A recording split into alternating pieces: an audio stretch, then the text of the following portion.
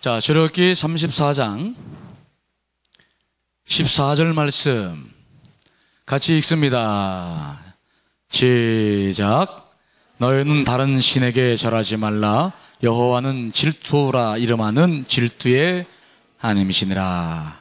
신명기, 자, 출애굽기 뒤로 넘어가시면 민수기, 그 다음에 신명기 나올 겁니다. 신명기 4장 23절로 24절의 말씀입니다. 같이 읽습니다. 시작.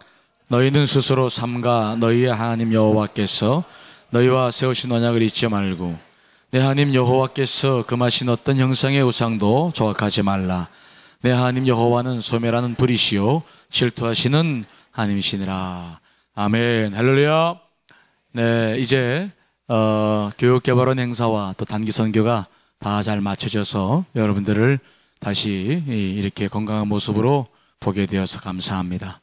주님의 은혜가 여러분 모두에게 크게 임하시기를 간절히 축원드리겠습니다. 오늘 본문의 말씀을 여러분들에게 증거하기 전에 제가 개인적인 말씀들 몇 가지 나누고 싶은 것들을 좀 나눠보려고 합니다. 방송실에 마이크를 좀 크게 해주세요.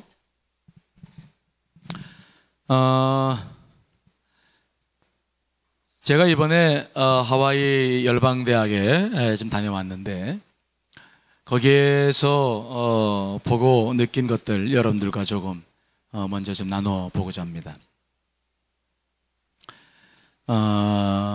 여러분들이 그 YM에서 실시하는 DTS 훈련 같은 것들을 이 중에서 받아보신 분들도 많이 계실 것이고 또 YM에 대한 이야기들을 익히 많이 알고 있으리라 생각합니다. 목사님은 이제 거의 YM에 처음으로 가서 훈련을 받아봤습니다.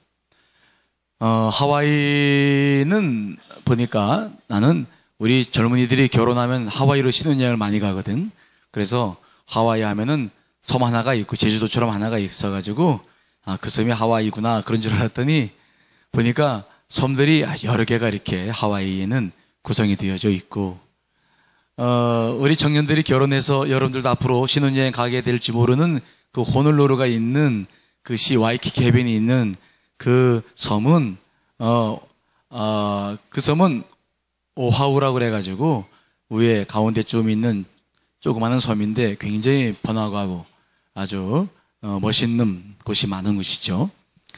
열방대학은 그 오하우에 있는 섬이 아니라 그 섬, 많은 섬 가운데 맨 밑에 큰 섬, 그래서 빅 아일랜드라고 부르는데 거기에 열방대학이 있었어요. 거기에는 도시가 두 개가 있었는데 하나는 코나가 있었고 하나는 실로가 있었는데 거기 그 섬은 어떤 특징이 있냐면 우리나라와도 연관이 있는 섬이죠. 우리나라에서 보면은 제일 최초로 미국에 이민 가신 분들이 인천에 있는 내립교회에서 그때 교회에서 주로 많이 가셨지. 그때 갔던 분들이 사탕수수 노동자들 기억 혹시 알고 계신 분이 계시나요? 우리나라 최초의 이민자들이죠. 그분들이 제일 처음에 가서 사탕수수에 가서 일을 했는데 그 섬이 바로 그 빅 아일랜드 그 섬이었어요. 가보니까 그분들이 이제 가셔서 일을 하셨는데 결혼을 못 하시니까 결혼을 하게 하려고 사진을 이렇게 한국 사람들 결혼 안 하신 분들 사진을 보내오게 해가지고 사진 보고서로 하는 그런 결혼을 했더라고. 근데 그렇게 또 결혼을 못 하시고 일생 동안 거기서 노동일만 하시다가 숨을 거두신 분들이 남자들 약 130명. 그분들이 그 힐로라는 도시에 아직도 무덤이 되어져 있고 거기에서 우리 이승만 박사님 평가가 여러 가지로 엇갈리지만은 그 이승만 박사님께서 거기서 이제 독립 자금을 마련하고 거기서부터 우리나라 독립에 불을 피웠던 곳이 그 실로 그 빅 아일랜드였어요. 거기 가보니까 이제 그러한 비도 있었고 그때 우리 선조들이 받았던 돈이 얼마냐면은 하루에 사탕수수 가서 막 그 억센 사탕수수를 끊어서 하고 하는데 하루에 60센트. 그러니까 1달러가 요즘 1,200원 잡고 60센트면 얼마 정도 되나? 한 600원, 650원. 그러니까 하루 종일 일하고 600원 받았는데 그분들이 그것들을 모아서 독립운동을 하고 신문을 발간했는데 엄청난 돈을 거기에서 이제 해서 했던 그런 역사들, 그 섬이 빅 아일랜드. 열방대학은 그 힐로에 있지 않고 코너라는 다른 도시에 있었는데 거기에는 제주도의 6배 정도 크기가 되는 섬이고 그 다음에 산이 높은 산이 2개가 있었는데 우리나라 백두산이 몇 미터죠? 2,700? 아이고 지금 머리 좋을 때다. 2,700 얼마? 알았어. 하여튼 뭐 2,800은 안 되고 그런데 그런 산이 2개가 있고 그거보다 훨씬 높은 4,500고지 4,200고지 되는 산이 2개가 있는데 거기에 100년 전에 이미 화산이 폭발했는데 아직도 그 분화구에 가보니까 이렇게 열기가 그 가스가 분출되는, 그리고 지금도 용암이 바닷가에는 흘러내리는 아직도 살아있는 화산지대가 그 빅 아일랜드였어요. 빅 아일랜드는 호놀룰루시가 있는 그 오아후보다는 인구가 작아서 다 해봐야 그 큰 섬에 15만 명밖에 되지 않고 우리 한국 사람들도 그렇게 뭐 많지 않은 그런 섬이었는데 거기에 열방대학이 있었어요. 열방대학에서 받은 가장 큰 은혜는 젊은 사람들의 비전이었죠. 그 러닝 커닝햄이 YM을 만들었는데 18살 때 한해년부터 비전을 받고 그리고 평생 60년 가까이를 지금 달려오신 분이 그분의 인생이더라고요. 그래서 거기는 이 젊은 사람들이 세계 각국에서 몰려들고 있는데 와서 DTS 훈련 받고 뭐 단과대학이니까 여러 가지 코스를 밟으면서 온전히 하나님께 삶을 드리는 그런 아름다운 모습들이, 그 뜨거운데도 정말 수백 명의 학생들이 와서 훈련받고 하는 모습들을 보면서 도전받았고, 거기서 모토는 뭐냐면 젊은 사람들을 내보내라.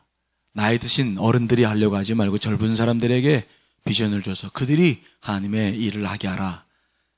젊은 사람들이 실수하는 것을 인정하고 우리는 젊은 사람들이 실수하는 것을 100% 받아들일 수 있고 그들을 신뢰한다. 그래서 젊은 사람들을 아주 정말 일으켜서 내보내는 그 YM의 정신은 참 큰 도전받았어요. 예배를 드리는데 화요일도 있고 저녁 예배가 수요일도 있고 그러는데 예배를 드리는데 한 400~500명 모여서 예배를 막 드리고 있는데 보니까 뭐 찬양을 하는데 이게 뭐 찬양인지 뭔지 나는 잘 구분이 안 가겠지만 아무튼 막 브레이크 댄스도 추고 막 그 젊은이들이 각국의 또 여러 가지 것들도 보여주면서 정말 좋은 예배 찬양, YM의 찬양이 또 전 세계적인 찬양을 이끌고 있는 것 같은데 가서 정말 찬양들 해보니까 악기 연주하는 실력들도 정말 대단하고 장작을 하고 하는 그러한 모습들을 보면서도 큰 도전을 받았고, 거기에 기도실이 있어서 기도하려고 가봤더니 기도실이 우리 비전홀의 한 반절보다 좀 반절만한가? 그런데 거기에 이렇게 무대가 있어, 기도실에. 애들이 와서 어떤 애들은 연주하면서 기도하고 또 책상도 있고 어떤 애들은 뭐 성경 보면서 기도하고 어떤 애들은 막 걸어다니며 기도하고 뭐 하여튼 지멋대로야, 지멋대로. 우리처럼 앉아서 기도하는 게 아니라 뭐든지 자기가 몰두하면서 그걸 가지고 찬양하고 기도하고 나는 점에 가가지고 시끄러워가지고 기도를 못하겠다. 이놈들이 연주하면서 그게 뭐냐고 물어봤더니 저기 기도하는 거래. 연주하면서 또 하다가 뭐 기도하고 또 연주하고 근데 하여튼 그 모든 것들을 다 허용하고 젊음의 모든 것들을 허용하면서 젊은 사람들을 세워나가는 그 모습 앞에 목사님도 큰 도전을 받았어요. 우리 교회에 젊은이 교회가 있다고 하는 것이 얼마나 정말 자랑스러운지 여러분들이 더 큰 비전을 향해 나아갈 수 있게 되시기를 간절히 축원드리겠습니다. 그곳은 DTS 훈련 여러분들이 뭐 인터넷 들어가면 다 이제 할 수 있는데 거기서는 DTS만이 아니라 보니까 미션 빌더들, 거기는 모든 일들이 이 자원봉사자들에 의해서 이루어지더라고요. 그래서 지금 기숙사들 이렇게 고치고 뭐 일하고 하는 그 일들도 하는데 한 3개월 정도의 일이 필요한데 목사님한테 우리 젊은이들 보내주면 비행기표만 해서 오면은 3개월 동안 먹이고 재우고 다 할 테니까 와서 일할 사람 좀 보내달라고 목사님한테 그랬어. 혹시 가고 싶은 친구 얘기하면 3개월간 가서 이제 그 하루 종일 일하는 게 아니라 그 기숙사 거기 뭐 한 9월 학기에 한 1,000명 가까운 젊은 아이들이 세계적으로 다 들어오니까 그 친구들이 몸을 기숙사하니까 다시 리모델링하고 수선하고 이런 것들이 일이 좀 많이 필요하다고 먼저 DTS 훈련 받기 전에 혹시 시간 되는 친구들이 있으면 비행기 표만 사가지고 오면 다 먹여주고 재워주겠다고 목사님 보내달라고 그 얘기를 하는데 혹시 갈 마음이 있는 친구들은 여러분들이 한번 지원하면은 또 좋은 도전의 기회가 되겠다 생각을 합니다. 그 열방대학에서 목사님이 이제 로닝커님의 목사님 설교도 은혜 받고 여러 강사들 좋은 분들 은혜를 받았는데 목사님이 제일 도전받았던 것은 아카카 폭포가 있는 곳을 갈 때였어요. 거기는 4,200고지가 넘는 산이 있는데 그 산 반대쪽은 너무 기후가 이제 뜨거우니까 사막지대처럼 돼 있는데 그 뒷지역은 너무 또 비가 많이 와가지고 그 산에 가려가지고 구름이 넘어가지 못해. 그래서 거기는 마치 아열대 뭐처럼 얼마나 산들이 우거지고 저기 산이 우거진 게 아니라 나무가 우거지고 정말 마음껏 자랐는지 거기는 마치 아프리카 열대 우림 지역에 가는 것처럼 보였어요. 근데 거기에 가봤는데 아카카 폭포가 몇 미터냐면 138m. 굉장히 높죠? 138m에서 막 물이 쫙 내리는데 장관이더라고. 근데 목사님은 거기에 도전받은 게 아니라 그 주변 경관이었어요. 그 아카카 폭포로 가는 길 가기 전서부터 봤는데 놀란 게 뭐냐면 바나나무 이렇게 있잖아요. 그렇죠? 제주도 가면 있는데. 얘네들이 얼마나 큰지. 거기에 밤추리도 있는데 막 얼마나 큰지. 나무긴 나무인데 끝이 잘 안 보여야 돼. 이렇게 해서 봐야 돼. 얼마나 나무들이 막 마음껏 컸는지 힘껏 컸다. 정말 그 나무들이 자라서 그 뿌려져 가지고 장애물 없이 그냥 마음껏 자라는 거야. 어떤 나무들은 이게 나무가 이렇게 있는데 나무가 줄기가 있잖아. 줄기가 어느 정도 크다 보면 땅으로 내려와. 땅으로 내려와가지고 이게 뿌리가 돼. 그래가지고 또 나무를 그래가지고 거짓말 조금 더 보태면은 나무 뭐라 그래? 둘레가 우리 빚어놓을 만한 나무들. 조금 보태서. 그런데 정말 이만해. 조금 보탠 건데 많이 보탠 거 아니야. 이만해. 이건 마음껏 크는 거예요. 마음껏. 저는 거기서 한참 서서 은혜 받았어요. 어떤 은혜 받았냐?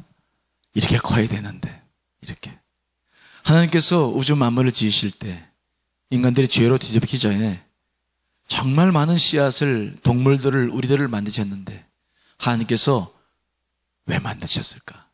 만든 생명들이 땅에 떨어졌으면 이것들은 어떠한 욕구가 있을까? 아니면 어떤 마음으로 우리를 만드셨을까?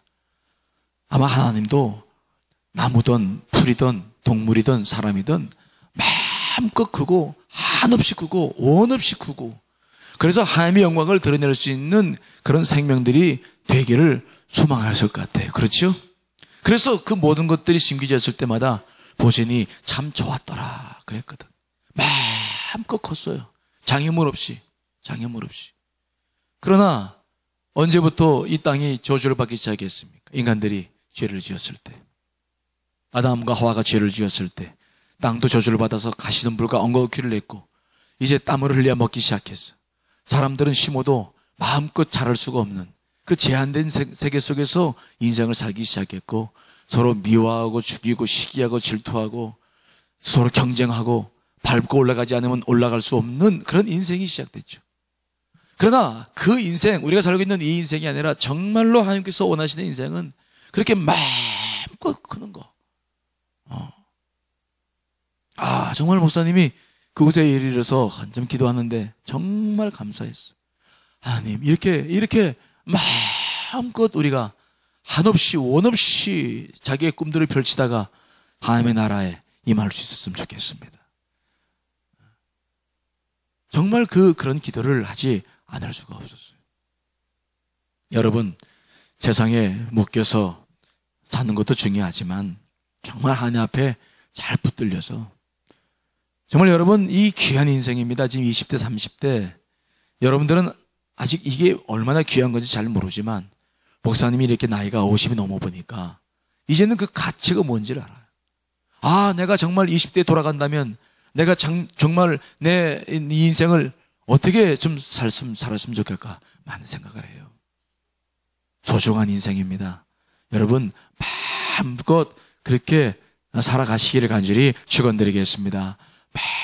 마음껏, 힘껏, 아주 그냥 여러분들이 주어진 그 달란트, 주신 모든 것을 그냥 마음껏 방해받지 말고 마음껏 전 세계에 다니면서 마음껏 펼쳐나가서 여러분들의 삶 속에 하나님의 은혜와 축복이 가득하기를, 또 여러분들이 크는 그 나무 밑에 많은 이들이 쉼을 쉬고 또 소망을 얻고 희망을 얻고, 그리고 또 다음 세대가 그렇게 준비되었으면 좋겠다는 생각을 많이 했습니다. 여러분에게 하나님의 그런 은혜와 축복이 임하시기를 간절히 축원드리겠습니다. 특별히 그 가운데서 로렌 커니맨 목사님에 대한 이야기 제가 금요철야 때 잠깐 설교를 드렸죠. 그분이 갖는 비전은 우리나라였어요. 그분은 18세부터 하나님 앞에 쓰임받았기 때문에 그분의 말 한마디 한마디가 그렇게 무시할 수 있는 말은 아니에요. 그동안 전 세계적으로 또 많은 역할을 감당해 왔기 때문에 그분은 전 세계의 선교 역사 가운데 한국을 주목해야 된다. 그분은 늘 그렇게 생각을 해요. 한국, 우리나라 정말 조그만 나라인데 전후 세계에서 우리나라만큼 복을 받은 나라도 없고 우리나라처럼 이렇게 기독교 국가가 된 나라도 없고 하나님께서 그렇게 축복하신 이유를 그분은 잘 알고 있었어요. 반드시 얼마 되지 않아 통일이 올 것을 믿고 있었고, 통일이 된 다음에 한국에 쏟아 부어지는 그런 경제적인 부와 교회의 부흥이 북한의 교회를 세울 것이고, 그러면 북한에 있는 그 정신력이 가장 강한, 전 세계적으로 정신력이 가장 강한 민족이 북한 민족이라고 보더라고요. 우리 남한 사람들은 약해 빠져가지고 아직 정신적인 면에서는 그렇게 인정받지 못하는데, 북한은 뭐 그 척박한 땅에서 살아남는 그 모든 것들이 하나님의 섭리라 보고 있어서 정말 그들을 통해서 우리나라를 통해서 전 세계에 복음이 전가될 것을 기대하면서 애를 쓰고 기도하고 계신다는 이야기를 듣고 저도 그건 도전을 받았습니다만은 여러분 세대 가운데 그런 일들이 놀랍게 일어나게 될 줄 믿습니다. 반드시 일어날 거예요. 그 미래를 향해서 여러분들 주춤거리지 말고 마음껏 자라나갔으면 좋겠다. 우리 젊은이 교회가 그래서 소망이 있음을 보고 왔어요. 우리 젊은이 교회가 있으면 얼마나 고맙고 감사한 일인지. 저도 그래서 돌아오면서 그랬어요. 어떻게 하면 우리 젊은이 교회를 더 도울까? 여러분들을 어떻게 하면 더 후원할까? 여러분들이 펼치고자 하는 그런 꿈들이 교회를 통해서 더 펼쳐나갔으면 좋겠다 하는 마음을 품었는데, 여러분들 속에도 그러한 하나님의 은혜와 축복이, 또 그러한 비전들이 함께 하시기를 간절히 축원을 드리겠습니다. 자, 오늘 본문으로 돌아와서 몇 가지의 말씀을 간략하게 드립니다.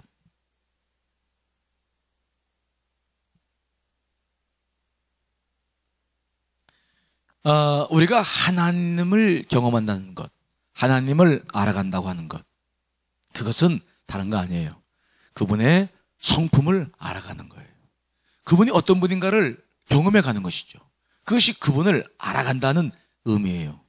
우리가 서로 남녀가 서로 교제를 할 때도 처음에는 겉모습만 이렇게 보다가 자주 만나고 손잡아 보고 그러면서 점점 깊어져 가는 관계를 보는데 알아가는 거죠.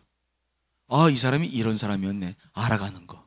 그걸 잘 알아야 되는데, 그 알아가는 것은 뭐냐면 성품을 알아가고 그 사람을 알아가는 것이죠. 요즘 목사님이 본교회에서 설교하는 것이 하나님에 대한 설교, 내가 하나님을 바라리라. 그 제목을 가지고 설교를 좀 하고 있는데 오늘은 질투하는 하나님에 대한 이야기들을 함께 나누었어요. 하나님은 누구냐? 하나님은 그저 우주 만물을 지으신 분이니까 감정도 없고 딱딱하고 원리 원칙만 정해놓고 어떤 일을 주관하시는 그런 분이라고 우리가 생각하기 쉬운데 그렇지 않아요. 하나님은 어떤 분이냐? 오늘 말씀 보니까 하나님도 우리가 느끼는 모든 감정을 느끼시면서 그분이 뭐라고 말씀하시냐면 나는 질투하는 하나님이다 라고 말씀을 하신 목소리를 오늘 듣습니다. 질투. 자, 오늘 질투하는 하나님에 대해서 몇 가지 여러분과 말씀을 좀 나눠보려고 합니다. 목사님은 우리 집안에서 우리 형제들이 7형제인데 그 중에서 목사님은 막내예요. 막내 같지는 않죠? 그렇죠? 근데 막내입니다. 우리 어머님이 나를 몇 살에 낳냐면 41살. 그러니까 지금도 40살 넘어서 나면 늦둥이라고 그러는데 그 당시에는 정말 늦둥이. 우리 어머님이 나를 임신하고서는 안 낳으려고 약도 잡수고 막 그랬대. 근데 내가 그 모진 박해 속에서 환란과 핍박 속에서 내가 살아남아가지고 지금 그래서 내가 키가 조금 작아요.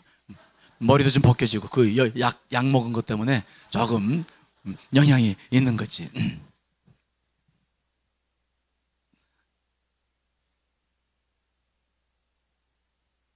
그런데 목사님이 중학교를 들어가면서부터 그때는 사춘기가 늦었는 사춘기를 경험했는데 어머님이 너무 창피한 거야. 왜냐면 다른 엄마들은 다 젊고 예뻐요. 목사님 나이 또래 친구들 엄마들 보면 정상적으로 그나들 같은 보면 나이가 얼마 안 되잖아. 그러니까 젊고 예쁜데 우리 어머님은 내가 중학교 들어가니까 이미 50이 넘으셨으니까 얼굴이 조금 다른 어머니에 비해서 쭈글쭈글거리시고 그냥 좀 창피한 거야. 학교 오는 거 그런 거 아주 싫어하고 아주 그냥 어머님이 굉장히 좀 내가 어머님이 학교에 제발 좀 오지 말라고 늘 당부하고 막 그랬어요. 그래도 우리 어머님은 용감하게 오시고 내 마음도 잘 모르고 오시는 거야. 근데 옛날에는 반공 영화를 많이 봤어요. 반공 영화 뭔지 아시죠? 공산주의를 반대하는 영화. 우리 때는 학교 다닐 때 이제 한 달에 한두 번씩은 줄을 쭉 서서 두 줄로 옛날에 신장로라고 그랬는데 길을 한쪽으로 서서 쭉 걸어가요. 어디로 가는 거? 학교에서 영화관, 극장으로 가는 거지. 줄 서서 쭉 가는 거야. 그럼 가서 반공 영화 보고 그리고 공산당 이승복 나는 공산당이 싫어요 그런 영화 보고 이제 그랬는데 그날도 영화를 보려고 두 줄로 해서 쭉 걸어가고 있는데 우리 친구가 옆에 있는 놈이 야 경호야 네 엄마다 네 엄마야 그래서 어디에 있더니 또 보니까 우리 어머님이 우리 이렇게 걸어가는데 우리 어머니 저기서 친구랑 두 분이 걸어오는 거야.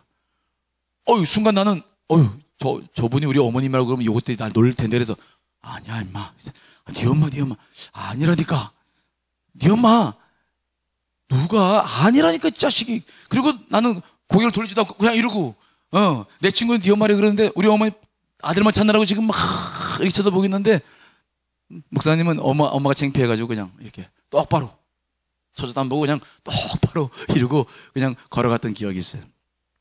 밤이 돼가지고 집에 왔는데 집안 분위기가 좀 안 좋더라고.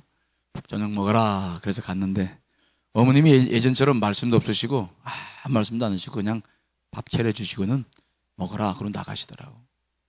왜 그런지 몰랐지만 속에서는 뭔가 느껴지는 게 있었어. 어머님이 드디어 내 마음을 알아냈구나. 내가 정말 어머님을 그렇게 나이 들었다고 싫어하시는 것을 어머님이 아시는구나.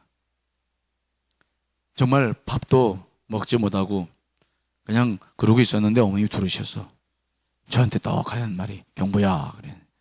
예, 너는 내가 그렇게 창피하냐 그러시는데 내가 할 말을 못 해가지고 그냥 고개를 푹 숙이고 아무 말도 못하고 눈물만 그냥 쭉쭉 흘렸지. 그 사건이 있고 난 다음에 정말 내가 내 자신을 돌아봐서 왜 창피한가. 어머님이 나이 들었다는 게 뭔가. 나이 들어서 우리 어머님 나이 들어서 다른 어머니보다 늙어서 그러신 거에 대해 뭐가 창피한가. 그분이 나를 낳으시고 나를 사랑하시고 나와 함께 하신 분인데 도대체 뭐가 창피하던 건가. 내가 왜 이런 마음을 가져야 되나. 그것 때문에 굉장히 정말 괴롭고 눈물을 흘리며 내가 그 다음부터는 절대로 어머니 앞에 이런 누추한 모습을 보이지 않을 것이다. 그날 밤을 이렇게 보냈는데, 어떻게 보냈는지 모르지만 또 눈으로 보냈는데, 그래서 화장실에 가려고 이렇게 나왔는데, 보니까 아직 어머님 방이 불이 꺼져 있지 않아서 이렇게 문틈으로 들여다봤더니, 아버님은 그때 안 오셨는데 어머님이 혼자 바느질 하시면서 우두커니 앉으셔서 그 바느질을 하시는 그 처량하신 모습을 제가 바라보면서 정말 얼마나 가슴이 아팠는지 몰라요. 나이가 들어가면서 그런 어머님을 경험하는 거죠.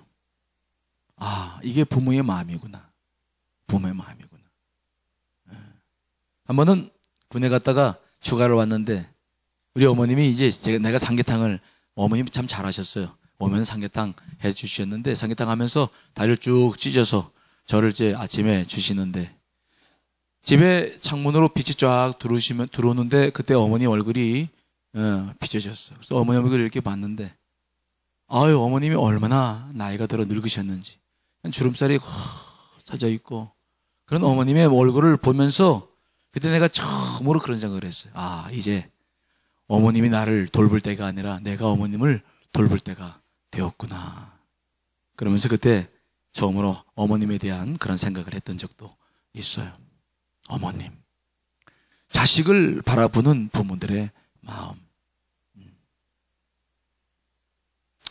그 사랑을 우리가 잊을 수가 없는 거 아닙니까? 오늘 하나님께서 우리들에게 갖는 마음은 어떤 것일까? 우주 만물을 지으시고 우리를 축복하시는 그 하나님, 그분은 우리를 왜 만드셨을까요? 어떤 사람들은 그렇게 생각할 줄 몰라요. 찬양과 경배를 하려고. 그것도 맞는 말이죠. 하지만 찬양과 경배를 꼭 받으셔야만 될 뿐은 아닙니다. 그래야 그분이 하나님이 아니니까 그건 맞는 말이긴 하지만 완벽한 말은 아니죠. 또 어떤 이들은 이 지구를 관리하기 위해서, 에덴 동산을 관리하기 위해서 우리를 만드셨다, 그런 분도 계시는데, 생각해보고 번성해라, 모든 것을 맡기신 건 사실이지만 우주 만물을 지으신 분이 관리할 수 없어서 우리를 지으신 건 아니니까 그것도 정답은 아니죠. 가장 중요한 말은 뭐냐? 왜 지으셨나? 그분이 우리를 사랑하셨어. 아버지 성령님, 또 성부 하나님, 성자 하나님, 성령 하나님, 이 세 분이 공동체를 이루어 사시다가 그 사랑의 공동체를 넓혔는데 그 속에 우리 인간을 지으신 것이죠. 즉 우리를 지으신 것은 그저 사랑하고 관계를 맺기 위해서 우리를 지으셨지, 뭔가 쓰임새가 있어서 우리를 지으신 것은 아니에요. 사랑 그 자체, 그분이신 그 사랑이 우리를 만들게 하신 것이죠. 그런데 그런 인간들이 하나님을 다 버렸어요. 우리가 어머님의 사랑을 잊어버리고 창피하게 여기듯이 인간들이 다 하나님의 등을 돌려서 그분을 섬기지 못하고 살아갈 때, 사탄에게 넘어가서 유혹에 빠지고 죄를 짓고 살아갈 때, 그때부터 하나님의 고통이 시작되었죠. 자, 그 하나님의 고통을 한번 우리가 읽어볼 텐데, 창세기 6장 5절로 7절에 있는 말씀, 자, 우리 스크린 준비가 되어 있습니다. 읽어볼까요? 시작.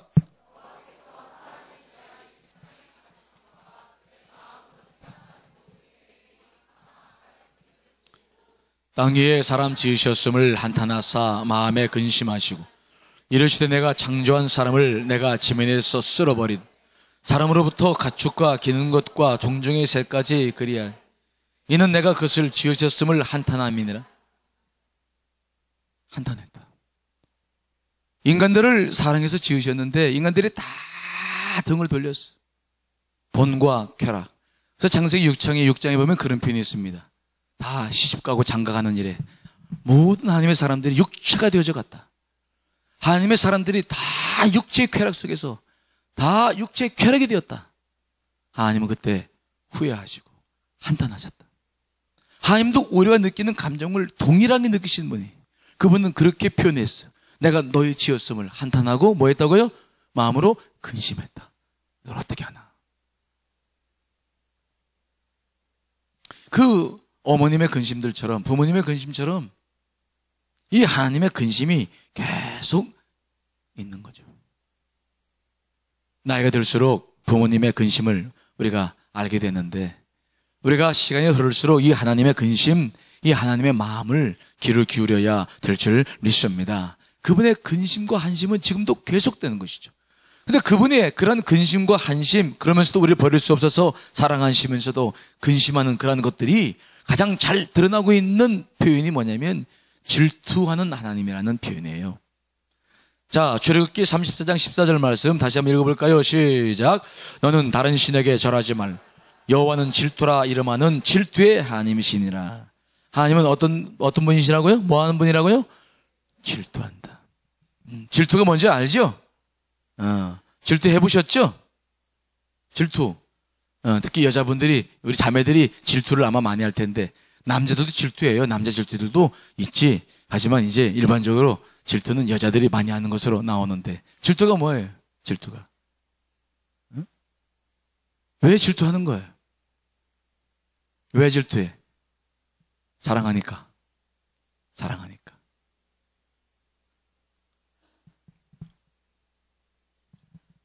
신명기 보면은 신명기는 모세가 마지막 하나님의 부름을 받기 전에 정말 이스라엘 백성들에게 40년 광야 생활을 정리하면서 마지막으로 피를 토하듯 했던 그 설교 내용인데, 거기에도 이 질투하는 하나님에 대해서 그들에게 강력하게 말씀하시죠. 자, 신명기 4장 23절로 24절 말씀 읽어보겠습니다. 시작. 너희는 스스로 삼가 너희의 하나님 여호와께서 너희와 세우신 언약을 잊지 말고, 내 하나님 여호와께서 금하신 어떤 형상의 우상도 조각하지 말. 내 하나님 여호와는 소멸한 불이시오 질투하시는 하나님이시오. 그때 이 모세는 이스라엘 백성들에게 뭘 이야기했냐면은 하나님을 잘 섬겨야 되는데 그분은 불같은 소멸한 불이신데 불같이 질투하신 분이시다. 절대로 그분의 이 질투하는 것을 잊지 말라라고 말씀하고 있거든요. 자, 이 질투라고 하는 이 단어 속에서 우리가 발견할 수 있는 하나님의 마음은 어떤 것이냐? 이 질투라고 하는 것은요, 또 다른 사랑의 이름이죠. 그러니까 이 질투를 우리 때문에 질투하신다라는 말 속에는 하나님이 우리를 정말 사랑하시는 거죠. 생각해 보세요. 우주 만물을 지으신 그분이 정말 나나 여러분과 같이 별거 아닌 하찮은 존재, 그렇죠? 별거 아닌데 그분이 나를 질투해? 아니, 내가 하나님보다 더 사랑하는 것이 있을까 봐 나한테 질투한다. 여러분, 이거 믿어지십니까? 안 믿어지십니까? 믿어지세요? 나 좀 봐, 나 좀 봐. 졸지 말고 자 좀 봐.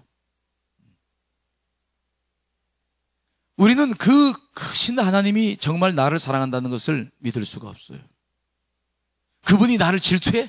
아니, 내가 하나님보다 다른 걸 더 사랑한다고 나한테 질투해? 에이, 그건 좀 과하다. 그건 좀 거짓말이지. 조금 거짓말은 아니지. 성경에 있으니까 거짓말은 아닌데 그건 조금 과한데 그 믿기가 조금 어렵다. 내가 지금 내 남자친구가 누구를 또 다른 사람을 사랑할까 봐 질투하는 거, 이건 이해가 되지만은, 아니 그래, 하나님이 나 같은 거 하나 가지고 질투를 하신다는 거 믿기 어렵죠. 하지만 성경은 그게 사실이라고 말씀하십니다. 정말로 저와 여러분들을 사랑하셔서 그분은 질투하십니다. 우리가 이런 하나님을 경험해 가는 것이 신앙생활이거든요.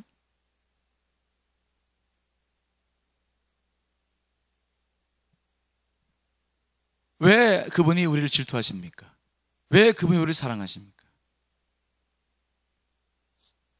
신명기 4장 23절의 말씀 보니까 여호와께서 너희와 세우신 언약을 잊지 말고 그랬어요.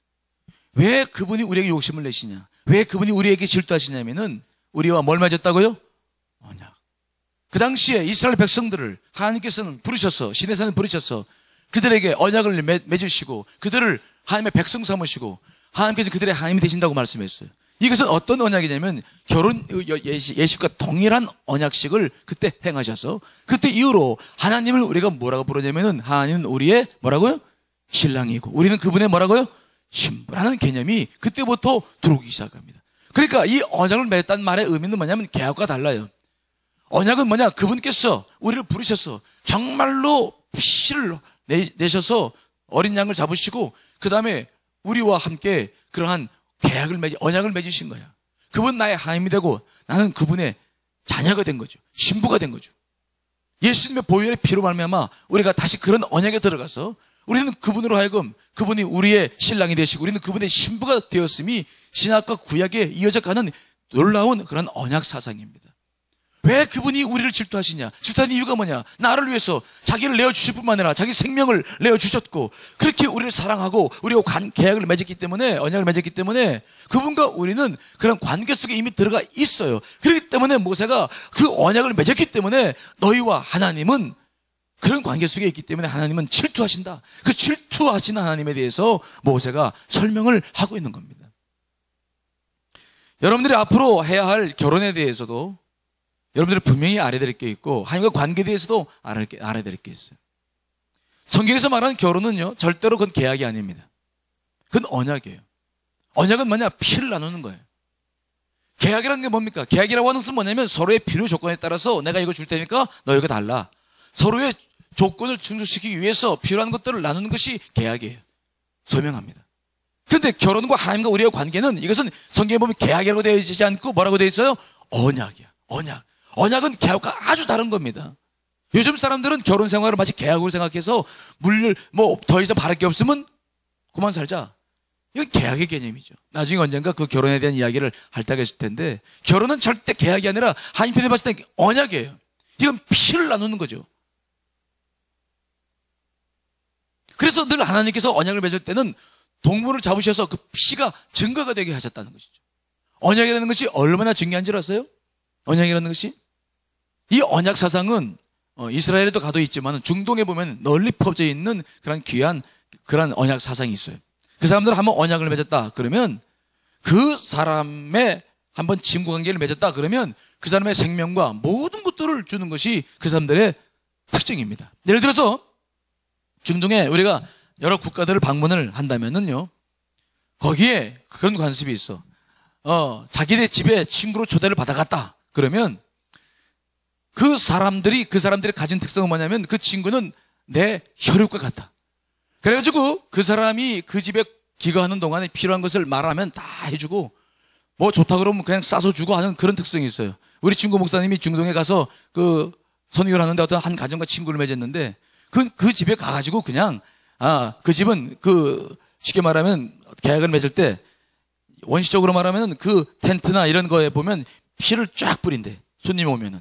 그런데 그 피를 밟으면 그 사람을 없인 여기는 거고 이 피를 넘으면 그의 친구가 되는 거예요. 그래서 피를 한번 넘어서 언약이 딱 맺어졌다 그러면 평생 그 우정이 간다는 거죠.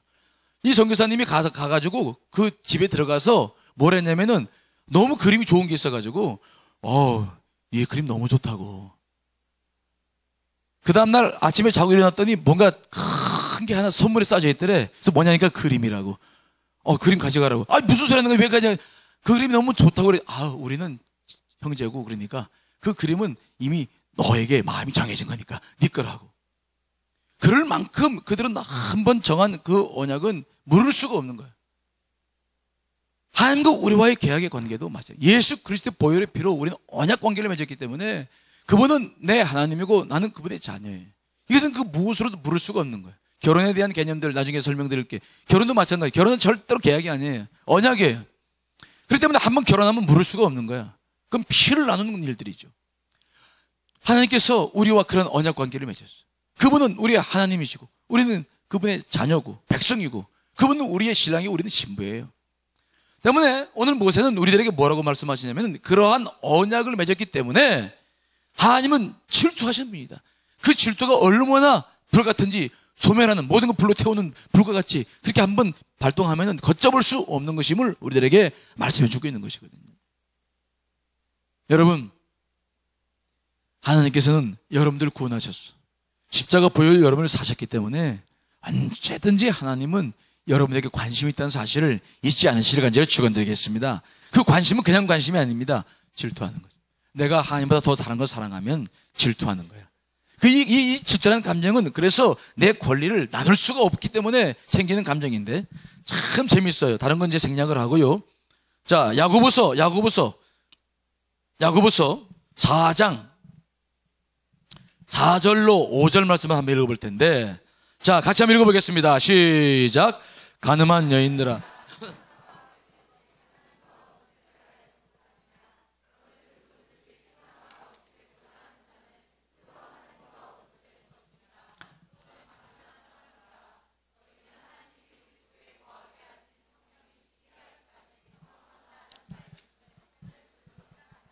그래서 그 하나님과 계약을 맺은 우리가, 구원받은 우리가 하나님보다 더 세상을 사랑하고 다른 것들을 섬길 때마다 그것을 뭐라고 표현하고 있냐면 영적인 간음, 영적인 음행이라고 말을 하고 있거든요.